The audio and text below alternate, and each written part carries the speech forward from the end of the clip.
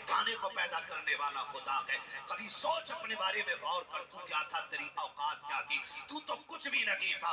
उसने एक कतरे से तुझे क्या से क्या बना दिया। खुदा की कसम कभी झांक के तो देख गिरेबान के अंदर, अपने मुजस्समे में गौर तो कर। उसने दिल बनाया कितनी महफूज जगह रखा है, आंख रखी है सेफ्टी के लिए, कितने बेहतरीन वाइपर लगाए उसने। सोच सकते हो आप? खुदा की कसम खा के कहता हूँ, उसकी कारीगरी तो देखो। हाथ जहां से टूट जाए, बड़े से बड़ा डॉक्टर दोबारा वैसा नहीं जोड़ सकता जैसा मेरा खुदा बना सकता है।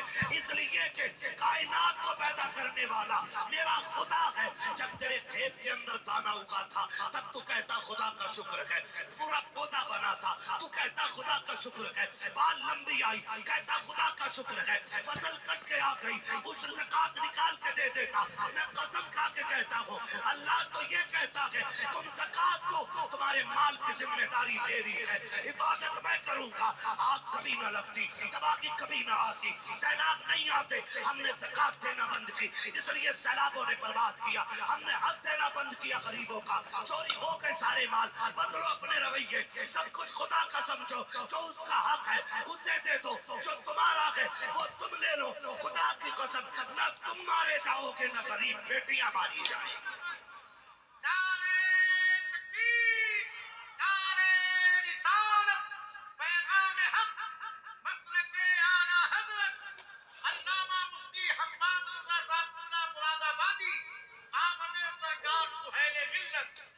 हम इसी बात पे लड़ते रह गए, इसी बात पे लड़ते रह गए कि मेरे पीर को तूने चाय नहीं पिलाई थी।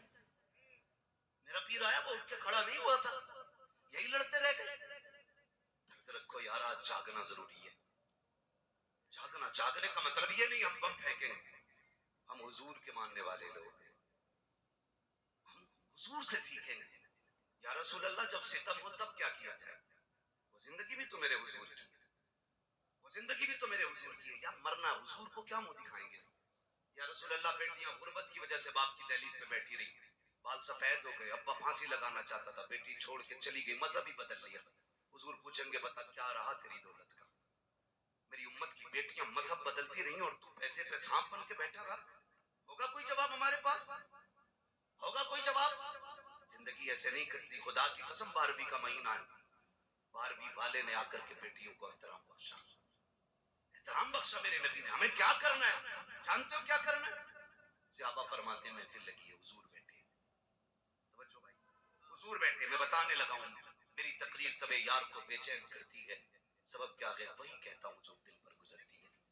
मैं यहाँ किताब पढ़ने नहीं बैठा, बस दर्द दिल है जो आपके बीच रखने आया हूँ। ये अराकीन कमेटी की कोशिश और मेहनतें थी जो मैं और आपके सामने। और याद रखिएगा, मैं इश्क के सौदे लेके फिरता हूँ। अगर आप नहीं खरीदेंगे तो इश्क के खरीदार बहुत हैं। जहां चाहेंगे वहां इश्क की दुकान लगा लेंगे। अल्लाह का शुक्र है। बहुत गौर से मेरी बात सुनिएगा और आज के बाद बदलने की कोशिश कीजिए। खाली कमेंट में लिखते मुफ्ती सलमान जिंदाबाद, इसके रसूल जिंदाबाद, ये काफी नहीं है। रवैये बदले अपने तरीके। आज का दौर कैसा है? हम लड़ते रह गए अपने अपने लिए, अपने अपने लिए, और बेटियां दीन छोड़ दी। तकलीफ होती है, 10 लाख से ज्यादा बेटियां गैर मुस्लिम हो चुकी, 10 लाख से ज्यादा गैर मुस्लिम हो गई। ये की वजह जब इंटरव्यू वालों ने पूछी ना, तो कहिए कि ये निकली कि कोई हमसे निकाह ही नहीं कर रहा था, इसलिए हमने मजहब बदल लिया। हर किसी को 10 लाख चाहिए थे, किसी को 5 लाख चाहिए थे। बेटा है तेरा, बकरा नहीं है तो इसे तारीख पे बेचेगा। खैरात आनी चाहिए, आज लाजिम है। सहाबा फरमाते महफिल लगी, हुजूर बैठे, कहते हमने कुछ नहीं सुना। अचानक नबी कहने लगे, आका फरमाते मैं हाजिर हूं। कहते थोड़ी देर चुप हुए, फिर फरमाया हुजूर ने मैं हाजिर हूं। कहते फिर हुजूर खामोश हुए, फिर फरमाया मैं हाजिर हूं। 3 मरतबा ये कह के अचानक हुजूर उठे और दौड़ लगा दी। सहाबा फरमाते हमने देखा अचानक हुजूर बगैर बताए चले गए। हमें चूंकि डर रहता था, मुस्तफा के दुश्मन बहुत है, लेकिन आशिक थे, कहने लगे हम पीछे पीछे दौड़े। हुजूर इतनी तेज गए कि हमारी नजरों से ओझल हो गए। कहते हैं सहाबा लेकिन फिर भी जिधर जिधर से खुशबू आ रही थी हम उधर मुड़ते जा रहे थे। खुशबू सूंघते सूंघते वहां पहुंचे जहां मेरा नबी मौजूद था। कहते हैं हुजूर गए और एक दरवाजा था पुराना, उस पे आके करीम खड़े। जरा सुने, آج سگی بہن دروازے پہ آتی ہے نا تو بھائی کا کلیجہ پانی پانی ہوتا ہے، آ گئی لینے کے لیے. سگی بہن کو چائے پلانے تیار نہیں ہوتے ہم. یوں تو سید بھی ہو، مرزا بھی ہو، افغان بھی ہو، تم سبھی کچھ ہو، بتاؤ کہ مسلمان بھی ہو. ہمارے رویے سگی بہن کو پانی پلانے تیار نہیں ہوتے. آ گئی حرام کا کھانے، زبان کو تالا لگا. بیٹیاں بہنیں جب دروازے پہ آتی ہیں نا، وہ تمہارا لے کے نہیں جاتی ہیں بلکہ تمہیں اور دے کے جایا کرتی ہیں. میرے نبی کو دیکھو کھڑے دروازے پہ. کون؟ بیٹی ابھی تو نے کہا نا کاش میرا باپ ہوتا. چل مجھے وہی سمجھ، دروازہ کھول دے. اس نے کہا میرا باپ اتنا اچھا تو نہیں جو آ جاتا. کہا پھر تو نے یہ بھی تو کہا تھا نا کاش میرا بھائی ہوتا. محبوب فرماتے چل وہی سمجھ کے کھول دے. اس نے کہا میرا بھائی ہوتا تو میں یہاں نہ ہوتا. آقا فرماتے تیسری بار تو نے یہ بھی تو کہا تھا نا کاش کوئی میرا ہمدرد ہوتا. فرماتے پھر مجھے ہمدرد سمجھ کے دروازہ کھول. بچی کہنے لگی پھر آ جائیے اندر. میرے حضور تشریف لائے، چہرہ دیکھا دیکھتی رہ گئی. لیکن پھر دیکھ کے کہتی آپ کون؟ حضور فرماتے یہ نہ پوچھ میں کون، یہ بتا بیٹی تو نے آواز کیوں دی تھی، روئی کیوں؟ بچی کہتی ہے کیا بتاؤں، 7 سال ہو گئے اس مکان کے اندر. میں 8 سال کی تھی یا 9 سال کی تھی، اس وقت میرا باپ مجھے بازار میں بیچ کے گیا تھا اور یہ مجھے خرید کے لایا تھا. کہتی ہے وہ اچھی عادت والے آج تک مجھ پہ ستم رہا ہے. میں اتنی تھک چکی ہوں کہ اب مجھ سے کام نہیں ہوتا. یہ دیکھ میری عمر 15-16 سال ہے، تجھے نہیں لگتا مجھ پہ بڑھاپا آنے والا ہے؟ اتنی کمزور ہو گئی ہو. محبوب فرماتے بیٹی روئی کیوں؟ اس نے کہا محترم سنے تو صحیح بات، یہ کام زیادہ ہے، طاقت نہیں ہے، بیمار ہوں، سر میں درد ہے. آج جب مجھ پہ ستم ہوا مجھے یاد آیا میرا باپ 7 سال پہلے بیچ کے گیا تھا بازار میں.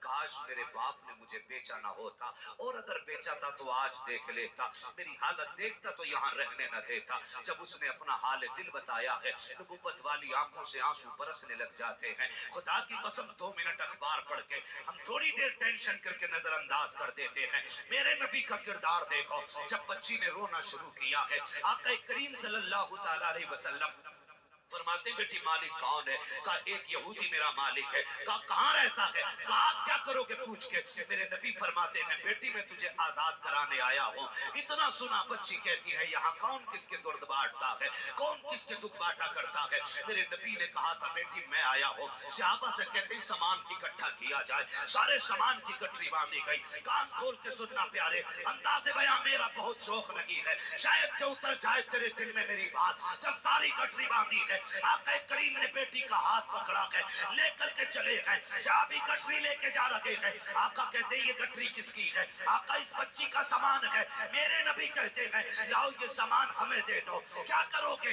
آقا کہتے ہیں میں اپنے ہاتھ میں لے کے چلوں گا. سرکار غلام حاضر ہیں، ہم لے کے چلے گے. تب میرے نبی نے کہا تھا یہ میری بیٹی کا بوجھ ہے، مجھے اٹھانے دو تاکہ قیامت تک کل کسی باپ کو اگر بیٹی کا بوجھ اٹھانا پڑے اسے غیرت نہیں آنی چاہیے، نبی کی سنت سمجھ کے بیٹی کا بوجھ اٹھانے لگ جائے. یہ میرے نبی کا کردار رہا. آقا کریم نے اس بچی کی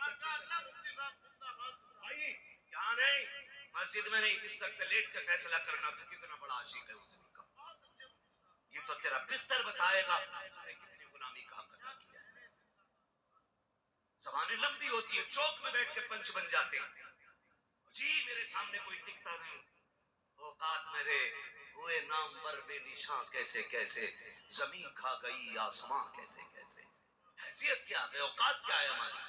بڑے بڑے پہاڑ زمین کے اندر چلے گئے، کوئی نہیں بچا ہے اور نہ بچنے والا.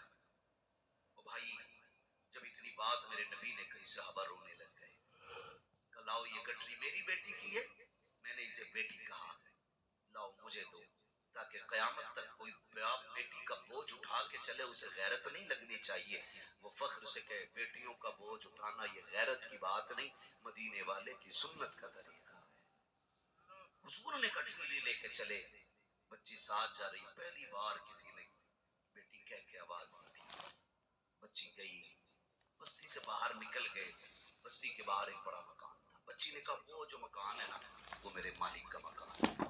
وہ جو ہے سارے لوگوں کی وہ میرے